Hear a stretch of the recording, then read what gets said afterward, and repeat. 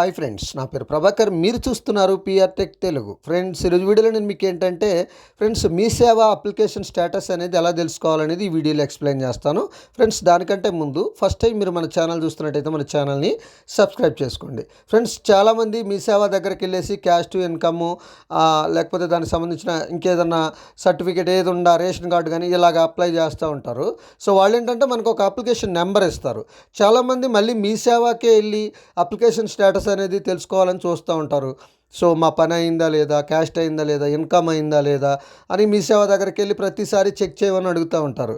So ఇలాంటి సిచ్యువేషన్లో మీరు ఇంటి దగ్గరే ఉండి సో మీ అప్లికేషన్ స్టేటస్ అనేది అప్లికేషన్ అప్రూవల్ అయిందా లేదా అనేది చాలా ఈజీగా తెలుసుకోవచ్చు. దానికోసం చూడండి, మీ మొబైల్లో ఏదన్నా ఒక బ్రౌజర్ ఓపెన్ చేయండి. చేసుకున్న తర్వాత ఈ విధంగా ఓపెన్ అవుతుంది. దాంట్లో సెర్చ్ బార్లో మీ సేవ అని టైప్ చేసి సెర్చ్ చేయండి. సెర్చ్ చేసుకొని చేసిన తర్వాత మీకు ఏంటంటే వెంటనే ఈ విధంగా ఒక పేజీ ఓపెన్ అవుతుంది. దీంట్లో మీకు చాలా ఆప్షన్స్ వస్తాయి.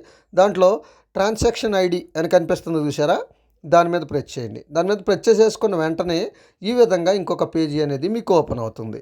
సో దీంట్లో మీ ట్రాన్సాక్షన్ ఐడి ఉంటుంది. దాంట్లో ఒకవేళ మీరు ఇన్కమ్ చేసి ఉంటే ఐసీతో స్టార్ట్ అవుతుంది.